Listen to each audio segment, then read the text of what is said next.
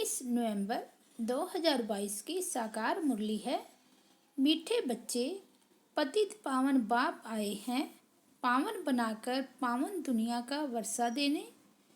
पावन बनने वालों को ही सद्गति प्राप्त होगी। प्रश्न है, भोगी जीवन योगी जीवन में परिवर्तन होने का मुख्य आधार क्या है? उत्तर है निश्चय।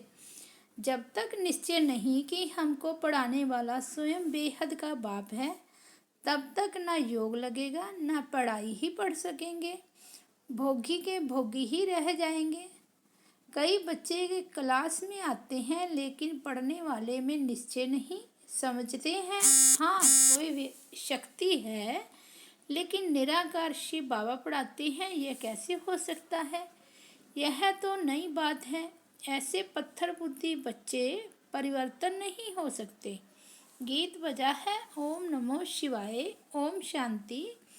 बच्चे यह तो समझ गए हैं कि शिव बाबा हमको समझाते हैं। घड़ी घड़ी तो नहीं कहेंगे भगवानुवाच। यह तो कायदा नहीं कि घड़ी घड़ी अपनी महिमा करनी है। शिव बाबा जो सबका बाप है, वह हम बच्चों को बैठ समझाते हैं। भविष्य 21 जन्मों के लिए अटल अखंड दैवी स्वराज्य प्राप्त कराती हैं। जैसे स्कूल अथवा कॉलेज में बच्चे जानते हैं कि टीचर हमें आप समान बैरिस्टर बना रही हैं, एम ऑब्जेक्ट है। बाकी सत्संगों में जो जाते हैं वेद शास्त्र आदि सुनने के लिए, उससे तो कुछ मिलता नहीं है। इसलिए टीचर फिर भी अच्छे होते हैं जो शरीर निर्वाह अर्थ कोई जिस्मानी विद्या सिखलाते हैं, जिससे आजीविका होती है। बाकी सब दुर्गति ही करते हैं। बच्चे शादी न करना चाहें तो बाप कहेगा कि वर्षा भी नहीं मिलेगा। जहाँ चाहे वहाँ चले जाओ। यहाँ तो बाप अमृत भी पिलाते हैं और वर्षा भी देते हैं। कहते हैं कि पवित्र बनो तो पवित्र दुनिया के मालिक बनेंगे। कितना फर्क है हद के बाप और बेहद के बाप में। वह रात में ले जाते, वह दिन में ले जाते। यह है ही पतित पावन। कहते भी हैं सदगति दाता एक है, जो आकर सबकी सदगति करते हैं। फिर दुर्गति किसने की यह नहीं जानते। बाप समझाते हैं सब आश्रय मत वाले हैं, यहाँ आते हैं असुरों से देवता बनने। यह इंद्रप्रस्थ है। कई असुर भी छिपकर आए बैठते हैं। सब सेंटर्स पर ऐसे छिपे असुर विकारी बहुत आते हैं। फिर घर में जाकर विष पीते हैं। दो काम तो चल न सके, वह पत्थर बुद्धि बन पड़ते हैं। बाप को पहचानते ही नहीं, निश्चय बिल्कुल ही नहीं कि हमको बेहद का बाप पढ़ाते हैं। ऐसे ही आकर बैठ जाते हैं तो ना योग लगेगा, ना पढ़ाई ही पढ़ सकेंगे। भोगी के भोगी ही रहेंगे। बहुत समझते हैं कि कोई शक्ति है, बस निराकार शिव बाबा कैसे आ सकता है? कोई शास्त्र में भी लिखा हुआ नहीं है। यह है नई बातें। गाते भी हैं शिव जयंती, परंतु पत्थर बुद्धि होने के कारण समझते नहीं हैं। शिव है तब तो सब भगत याद करते हैं। कहते भी हैं शिवाय नमो, समझते हैं वह परम धाम में रहते हैं। हमारा बाप भी है परम पिता, तो वह सबका फादर हो गया ना। भारत में ऐसे भी हैं जो फादर को नहीं जानते। मनुष्यों को समझाना बहुत मुश्किल है। मनुष्य तो यह भी नहीं समझते कि अभी दुर्गति का समय चल रहा है। भक्ति मार्ग में पहले अव्यभिचारी भक्ति थी, अब व्यभिचारी बन गई है। अब व्यभिचारी और अव्यभिचारी में कितना अंतर है। वह पाप आत्मा, वह पुण्य आत्मा। अव्यभिचारी भक्ति है ही सच्ची भक्ति। उस समय यानी द्वापर में मनुष्य सुखी भी रहते हैं, धन दौलत आदि सब रहता है। कलयुग में जास्ती दुर्गति को पाते हैं। जब व्यभिचारी भक्ति में आते हैं तब विकारी भी बहुत बनते जाते हैं। दिन प्रतिदिन विकार भी जोर भरते जाते हैं। पहले सतो प्रधान विकार थे, अभी तमो प्रधान विकार है। सब बिल्कुल ही तमो प्रधान हैं। घर घर में कितने झगड़े हैं। शिव बाबा बैठ बच्चों को समझाते हैं। श्री कृष्ण तो बाप नहीं ठहरा, कोई की भी बायोग्राफी नहीं जानते हैं। यह है पतित पावन। परमपिता परमात्मा को मानते हैं कि वह ज्ञान का सागर है, पानी का सागर थोड़े ही पतित पावन नॉलेजफुल है। मनुष्य तो पानी के सागर से निकली हुई पानी की नदियों को पतित पावनी समझ लेते हैं। उनसे पूछना चाहिए कि जैसे गीता के भगवान का एक्यूपेशन पूछा जाता है, निराकार परमपिता परमात्मा है रचयिता और श्री कृष्ण है रचना। अब बताओ गीता का भगवान कौन? भगवान तो एक को ही कहेंगे, फिर व्यास को भगवान कैसे कह सकते? तो ऐसे ऐसे प्रश्न पूछना चाहिए। पतित पावन परम पिता परमात्मा ज्ञान का सागर है, उनसे यह ज्ञान गंगाएं कैसे निकलती हैं? परम पिता परमात्मा ब्रह्मा मुख कमल द्वारा ब्राह्मण मुख वंशावली रचते हैं। उन्हों को ब्रह्मा मुख से ज्ञान मिल रहा है, जिससे सदगति को पाते हैं। आप पानी के सागर से पावन बनते हैं, वह ज्ञान सागर से। पानी से मनुष्य तो पावन हो न सके, तो यह पहेली भी पूछनी पड़े। इनको पूछने से पावन दुनिया का मालिक बन सकते हैं। बुलाते तो उनको ही है कि हे पतित पावन सीताराम। फिर गंगा में स्नान आदि करते हैं, तो यह पहेली भी ऐड करनी चाहिए। समय पर हर एक चीज़ शोभती है। जैसे वो गीता के भगवान वाली पहेली है, वैसे यह भी पहेली है। ख्याल चलते तो है ना, क्या ऐसी चीज़ें बनाए जो मनुष्य सदैव अपने पास यादगार रखे। अच्छी चीज़ होगी तो अपने पास रखेंगे, कागज़ आदि तो फेंक देते हैं। देवताओं की अच्छी चीज़ होगी तो वह फाड़ेंगे नहीं। सर्विस की प्रैक्टिस वालों का सारा दिन विचार सागर मंथन चलता रहेगा और काम करके दिखाएंगे। सिर्फ कहना नहीं है कि ऐसा करना चाहिए। यह किसको कहते हो? बाबा करेगा व बच्चे करेंगे, बोलो कौन?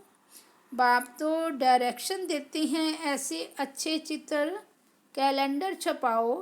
त्रिमूर्ति शिव के कैलेंडर्स निकलने चाहिए। त्रिमूर्ति शिव जयंती कहना राइट है, सिर्फ शिव जयंती कहना रॉन्ग है। एक बच्चे की दिल है त्रिमूर्ति शिव जयंती का कैलेंडर बनावे, सो भी रंगीन। त्रिमूर्ति से समझानी अच्छी मिलती है। बाबा लॉकेट भी इसलिए बनवाते हैं कि उनसे अच्छा समझा सकते हैं। ब्रह्मा द्वारा शिव बाबा सदगति करते हैं, तो जो मेहनत करता है वही विष्णुपुरी का मालिक बनता है।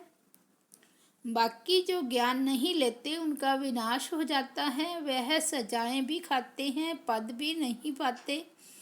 भगत भगवान को याद करते हैं, परंतु जब भगवान आते हैं तब कितने थोड़े उन्हें पहचान कर उनका बनते हैं। कोटों में कोई जो मुक्ति के लिए पुरुषार्थ करते हैं वह पद अच्छा पा नहीं सके। जो मुक्ति के लिए पुरुषार्थ करते हैं वह पद अच्छा पा नहीं सकेंगे, विकर्म विनाश नहीं होंगे, इसलिए साक्षात्कार कराया जाता है। धर्म संस्थापक भी आते हैं दृष्टि लेने। याद करते करते विकर्म विनाश करते जाएं तो पद ऊंचा पा सकते हैं। और धर्म वाले भी आएंगे, सो भी पिछाड़ी में जो बड़े होंगे। ऐसे नहीं कि अभी का पोप आएगा, ना, पहले नंबर का पोप जो अभी अंतिम जन्म में है वह आएगा। हिसाब है बड़ा भारी। अब यह कुंभ का मेला है, यह सब भक्ति मार्ग की सामग्री है। जब दुर्गति को पाने का पूरा ग्रहण लग जाता है तब बाप आकर 16 कला संपूर्ण बनाती हैं। ग्रहण को सप्तदर्शन चक्र से निकाला जाता है। यह जो अपना गोला है उसमें नीचे लिखना चाहिए, यह है सप्तदर्शन चक्र। यह बहुत अच्छी चीज़ है। यह ईश्वरीय कॉट ऑफ आर्म्स है। यह तो ईश्वरीय बातें हैं। स्लाइड्स जो बना रहे हैं उनके लिए भी बाबा समझानी देते रहती हैं। अगर समझो वो मुरली ना सुने तो डायरेक्शन अमल में ला ना सके। मुरली तो रोज़ पढ़नी चाहिए। सर्विस में जो हैं उनको एक्ट में आना चाहिए। त्रिमूर्ति का भी स्लाइड्स बनाते हैं, उनमें अक्षर बहुत अच्छे हैं। स्थापना और विनाश दो गोले भी चाहिए। यह नरक, यह स्वर्ग, यह आज का भारत और कल का भारत। बाप सेकंड में जीवन मुक्ति देने वाला बैठा है। बाबा को पहचाना, निश्चय हुआ, बस जीवन मुक्ति पाने का पुरुषार्थ चल पड़ता है। जन्म तो लिया ना, बाप से पूरा वर्षा लेना है, फिर विकार की मांग नहीं कर सकते। बाप कहते हैं भ्रष्टाचारी को वर्षा मिल ना सके। प्रैक्टिकल में इनका अर्थात ब्रह्मा का ही मिसाल देखा ना। ऐसे बहुत मुश्किल निकलते हैं, अपनी इज्जत आदि भी बहुत देखते हैं ना। क्रिएटर बाप है, सबको उनकी आज्ञा पर चलना है। तुम भी श्रीमत पर नहीं चलते हो तो पद भ्रष्ट हो जाता है। बाप कहती हैं इस ज्ञान मार्ग में नष्टो मोह अच्छा चाहिए। बाबा की आज्ञा मिली हुई है। जो बच्चे आज्ञाकारी नहीं वह कपूत ठहरे। वह बच्चा बच्चा नहीं। पवित्रता की आज्ञा तो अच्छी है ना। राजयोग तो बाप अभी सिखलाते हैं। मनुष्य तो बेचारे समझते नहीं। बच्चों में भी नंबरवार पुरुषार्थ अनुसार समझते हैं। बाप इतना डायरेक्शन देते हैं, कोई बच्चे मुश्किल करके दिखाते हैं। बाप कहते हैं त्रिमूर्ति का कैलेंडर बनाना है। सारा मदार है त्रिमूर्ति शिव के चित्र पर। लिखा हुआ है ब्रह्मा द्वारा स्थापना। जरूर शिव बाबा स्वर्ग की स्थापना करेंगे ना। कलयुग आसुरी राज्य का विनाश होगा। आसुरी राज्य में कितने ढेर हैं, दैवी राज्य में कितने थोड़े हैं। लिखा हुआ भी है कि अनेक धर्मों का विनाश, एक सत धर्म की स्थापना। बाप कहती है मैं कितना श्रृंगारता हूँ फिर भी सुधरते नहीं हैं, उल्टा सुल्टा बोलते रहते हैं। यहाँ बाबा कहती हैं देह सहित जो कुछ है सब कुछ भूल मामेकम याद करो। अपनी देह में भी नहीं फंसो। किसकी देह में फंसने से गिर पड़ते हैं। जैसे मम्मा की देह से प्यार था तो मम्मा के जाने के बाद कितने मर गए, क्योंकि नाम रूप में फंसे हुए थे। बाप कितना कहते हैं कि देह अभिमानी मत बनो, मामेकम याद करो। तुम इस ब्रह्मा के शरीर को भी याद नहीं करो। शरीर को याद करने से पूरा ज्ञान उठा नहीं सकते। देही अभिमानी बनने में बहुत मेहनत है। बाप की याद में रहना यह बहुत डिफ़िकल्ट है। ज्ञान तो बहुत अच्छा अच्छा सुनाते हैं, योग में मुश्किल रहती है। जितना रुस्तम उतना माया के तूफान आएंगे। किसी न किसी के नाम रूप में फंस धोखा खा लेते हैं। इसमें बड़ी खबरदारी चाहिए। योग में ही बड़ी मेहनत है। नॉलेज तो सहज है, योग में ही घड़ी घड़ी भूल जाते हैं। इसलिए बाप कहते हैं विक्रमाजीत कैसे बनेंगे। योग में रहो तो पाप भी नहीं होंगे, नहीं तो 100 गुना हो जाता है। यहाँ तो खुद धर्मराज और बाप दोनों साथ हैं, इसलिए खुद कहते हैं कि बाप के आगे कोई पाप नहीं करना, नहीं तो 100 गुना दंड पड़ जाएगा। योग से ही विक्रमाजीत बनना है। सुदर्शन चक्र को तो जानना सहज है। इस गोले के नीचे लिखना है चक्र ना कि चरखा। बाबा युक्तियाँ तो बहुत बतलाते हैं, बच्चों को एक्ट में आना है। अच्छा मीठे मीठे सिकिल दे बच्चों प्रति माता पिता बाप दादा का याद प्यार और गुड मॉर्निंग। रूहानी बाप की रूहानी बच्चों को नमस्ते। हम रूहानी बच्चों की रूहानी बाप दादा को याद प्यार, गुड मॉर्निंग और नमस्ते। धारणा के लिए मुख्य सार है। फर्स्ट पॉइंट, किसी भी देहधारी के नाम रूप में अटकना नहीं है, अपनी देह में भी नहीं फंसना है। इसमें बहुत खबरदारी रखनी है। दूसरा, ज्ञान मार्ग में नष्टो मोहा जरूर बनना है, पवित्रता की आज्ञा माननी है और दूसरों को भी पवित्र बनाने की युक्ति रचनी है। वरदान है सर्व विकारों के अंश का भी त्याग कर संपूर्ण पवित्र बनने वाले नंबर 1 विजयी भाव। संपूर्ण पवित्र वह हैं जिनमें अपवित्रता का अंश मात्र भी न हो। पवित्रता ही ब्राह्मण जीवन की पर्सनैलिटी है।